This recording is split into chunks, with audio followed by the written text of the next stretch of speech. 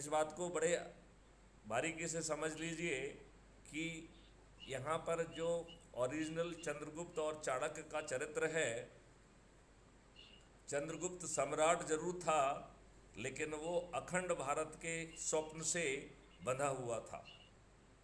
वो चाणक्य के जजमेंट से और मार्गदर्शन से बंधा हुआ था। ये चाणक्य जो चंद्रगुप्त हैं, ये भी इसी तरीके से बंधे हुए होंगे। मैं आपको ये प्रोसेस समझा दूं कि प्रोसेस क्या होने वाली है आगे चल के।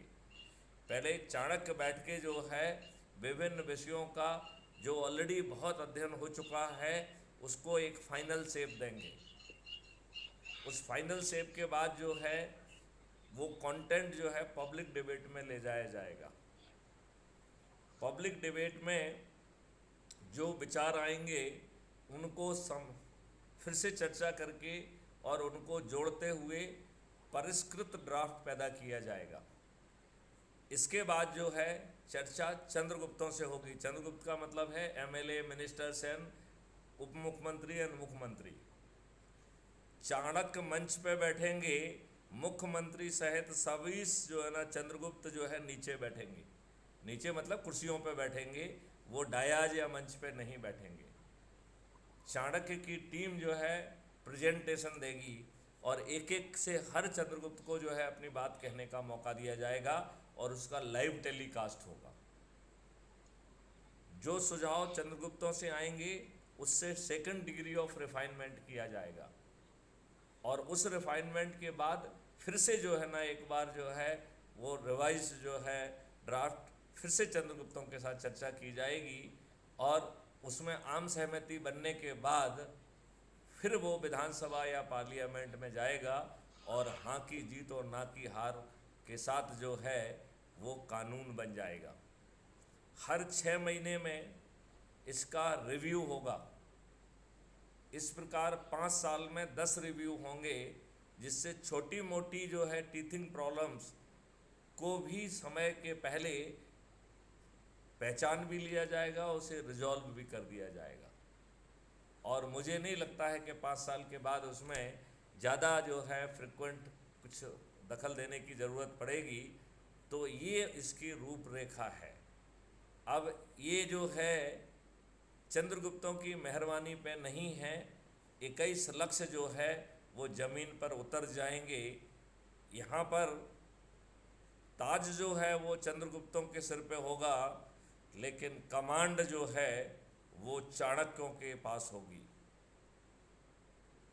लिहाजा ये परिवर्तन जो है, जो ना तो चंद्रगुप्तों के चिंतन का विषय हो सकता है, ना सोच का विषय हो सकता है, ना उनके डोमेन एक्सपर्टाइज होगी। वो जो उनके सीमित विचारों के साथ जो भी वो सुझाव देंगे उसको विचारण करके जोड़ दिया जाएगा। अब बताइए, क्राइम फ्री भारत के 21 लक्ष्य जमीन पर अवतरित होंगे कि नहीं होंगे? आप अपना माइक्रोफोन ऑन करिए, तब आपकी आवाज आएगी। हाँ जरूर होंगे सर, जरूर होंगे। वीको की दिक्कत थी वो। तो मैं यही कह रहा हूं आपसे कि अब ये महापरिवर्तन का समय आ गया है। हमें अपने सोए हुए साथियों में साहस भरना है और जब हमारे 5 पैसे खर्च नहीं हो रहे हैं तो आजमाएं, फिर विश्वास करें। और मैंने तो यहाँ तक कह दिया है कि हमारे माननीय सुभाष चंद्र बोस ने स्लोगन दिया था कि तुम मुझे खून दो, मैं तुम्हें आज़ादी दूंगा। क्राइम फ्री आजादी दूंगा। क्राइम फ्री भारत मिशन ने स्लोगन दिया है, तुम अपने सदस्यी संकल्प को पूरा करो, मैं तुम्हें परिवर्तित भारत दूंगा। मैं तुम्हें अपराध मुक्त भारत दूंगा, भ्रष्टाचार मुक्त भारत दूंगा, कर मुक्त भारत दूंगा। गुलामों के नियम कानून में आमूल चूल परिवर्तन हो जाएगा। आपकी व्यवस्था पारदर्शी भी होगी, अकाउंटेबल भी होगी, संवेदनशील होगी। यदि वो विलम्ब से निर्णय लेगी या गलत निर्णय लेगी तो उसे कंपनसेशन या क्षतिपूर्ति भी देना होगी, वो भी अपनी जेब से। ऐसा भारत होगा। क्राइम फ्री भारत के एग्रो मॉडल के तहत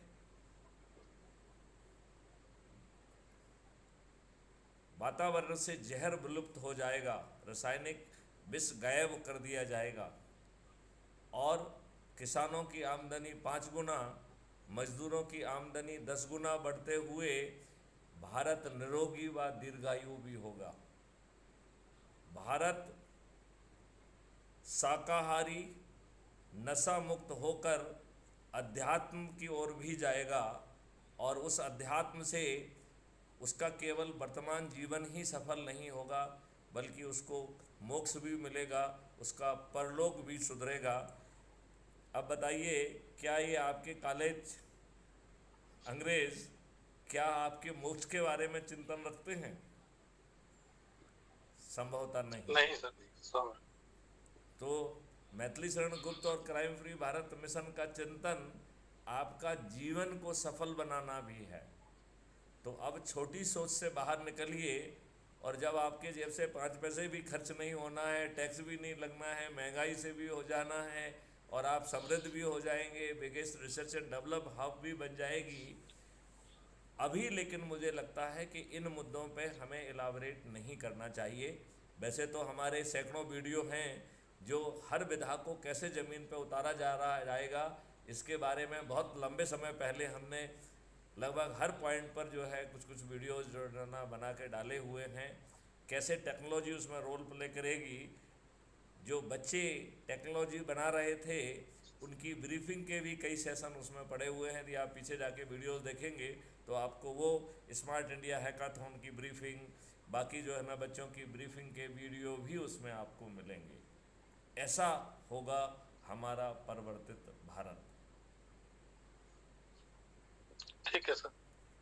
तो मैं आप लोगों ज्यादा से हो रहा विदा है। लेता हूँ और आप लोगों को एक बार फिर से आह्वान करता हूँ कि आप में से जो लोग जो है कर्नाटका पहुँच सकते हैं वो जितने जल्दी पहुँचेंगे तो मुझे उसमें मदद मिलेगी, क्योंकि आप लोगों को नॉमिनेशन को चेक करना, ये करना, वो करना, सब वो काम करना पड़ेगा। और अभी हमें लोगों को प्रमोट करके सबसे पहले 18 तारीख में 224 जो है ना नामांकन फाइल हो जाएं, ये हमारी इमीडिएट प्रायोरिटी है। जी।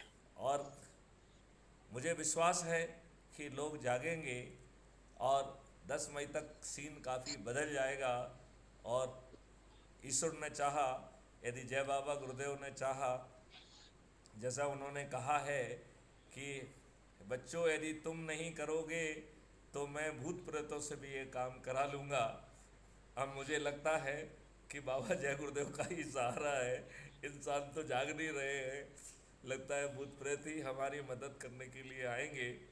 मैं बाबा जय गुरुदेव जी का आह्वान करता हूँ कि वो हमारी मदद करें, देश की मदद करें और बदली हुई व्यवस्था जो है अवतरित हो। इन्हीं शब्दों के साथ मैं अपने साथियों से विदा लेता हूँ और आप लोग जय हिंद, जय भारत, वंदे सर मातरम। माफी चाहती हूँ हाँ बोलिए मैंने जी, इसमें बोलने के लिए, माफी चाहती बोलिए बोलिए। हूँ। सर अगर आपके पास मुझे 10 मिनट के लिए आपसे बात करनी है। आप अभी इसी मीटिंग में बात करना चाहती हैं या मीटिंग से हट के बात नहीं करना? सर, नहीं, मीटिंग से हटके। आप कल सुबह मुझसे बात कर लीजिएगा। जी सर। ठीक है, ठीक है चलिए। Sir, thank you sir. जय हिंद, जय भारत, वंदे मातरम।